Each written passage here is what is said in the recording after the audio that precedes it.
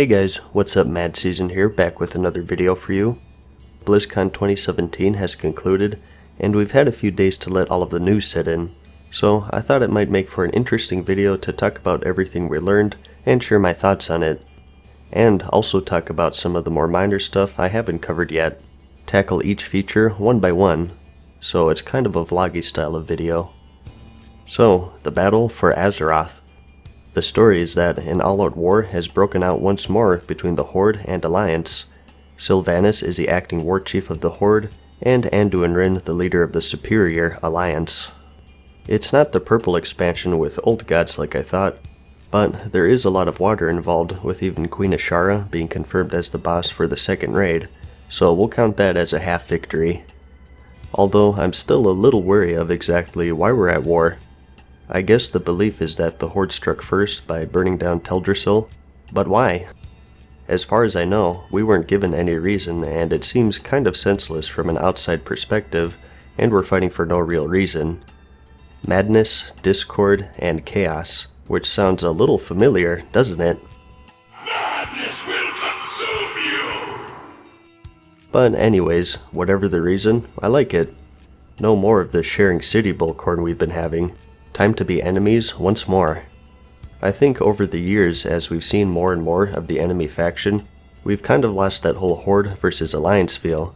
I remember back in vanilla when I saw an undead or a Tauren near me, it was on. Ever since the Burning Crusade when we shared Shattrath, and Wrath where we shared Dalaran, we got too accustomed to seeing each other.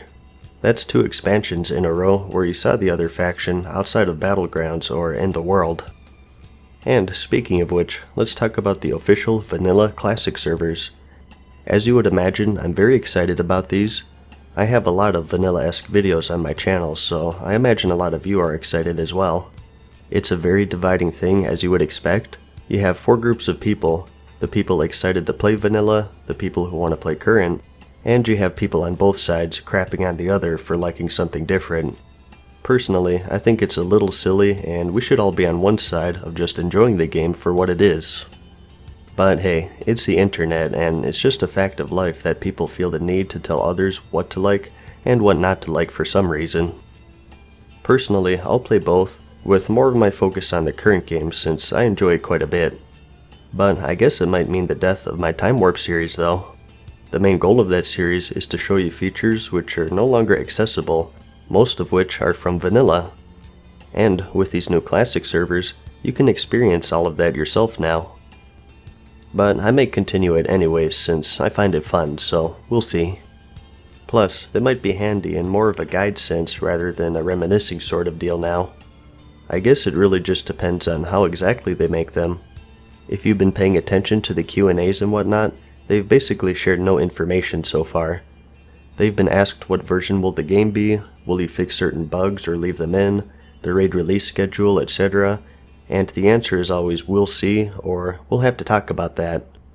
It's still in the very early stages of development, so they can't answer questions they themselves don't know yet.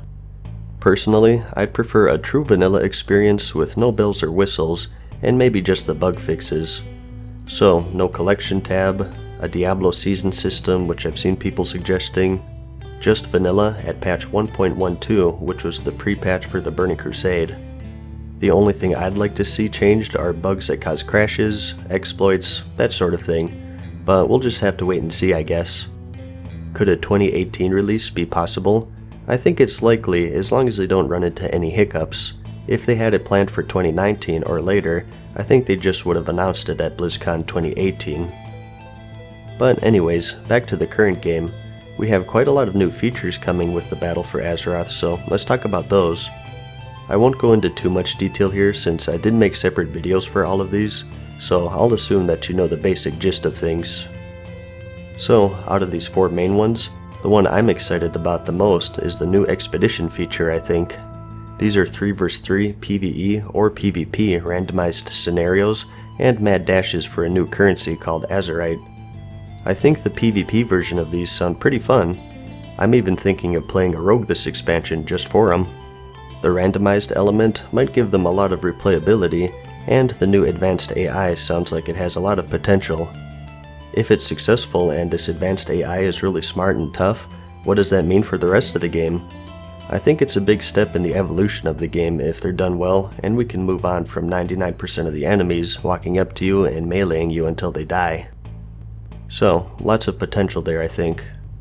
The Heart of Azeroth sounds like an improved version of the artifact system, although very similar in a lot of ways.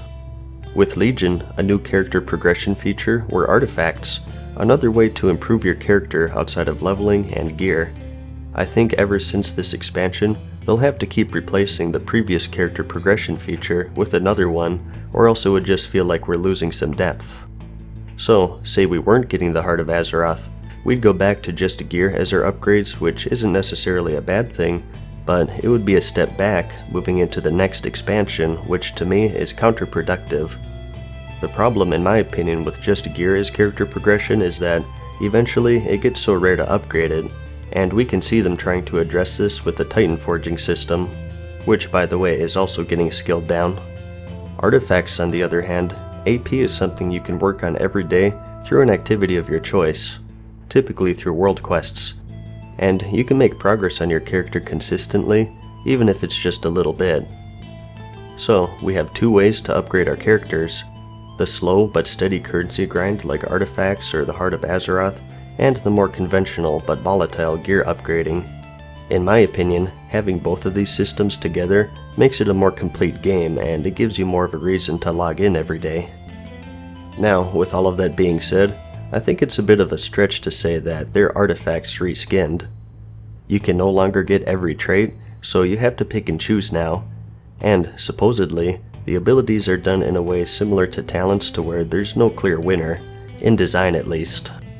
With artifacts, you got every single trait, so there was no choice there. We just got the Netherlight Crucible in patch 7.3, which is randomized, and there's no real choice since there's always a certain path that's better than the others. The Heart of Azeroth armor pieces, they said, are all hand-picked and comparable to each other just like talents. Once again, at least in design. Who knows, they could mess that up and there will be a clear winner situation. So, while they are similar, they really aren't the same thing in my opinion. I mean, we'll have to see them in action, but the main difference here is that choice element. As for the allied races, these are also something that opens up a lot of potential. For our first batch here, we're getting 6. The Dark Iron Dwarves, Void Elves, and Lightforged Draenei for the Alliance, and the Zandalari Trolls, Nightborn, and High Mountain Tauren for the Horde. People have debated whether or not they're really quote new races since they're similar to the current ones. It's debatable, but I think they are personally. They have their own racials, they have their own stories, their own option in the character creation screen. To me, that classifies them as new, but again, it's still early. What I'm really curious about is to see if they share animations with the old races, or if they'll have unique ones. And I'm also curious to see what other races will get since they said that this was just the beginning. Will we one day get ogres and ethereals? It's possible. And the last major feature is the new Warfront game mode. This one I'm not super hyped for because of one thing, it's PvE. The gameplay looks cool and the idea is good, but wouldn't it be way more fun to have the option for a PvP mode just like Expeditions? It kind of seems like a lost opportunity to me, I guess. But they did say that they'll take a PvP mode under consideration, although it won't be there at launch. Not really much else to say, I guess. It looks fun, but I wish it was PvP. And other than that, we have some more miscellaneous stuff. The main one I think is that old zones will now scale depending on your level. Ever since the introduction of heirlooms, leveling has been kind of broken in a lot of ways.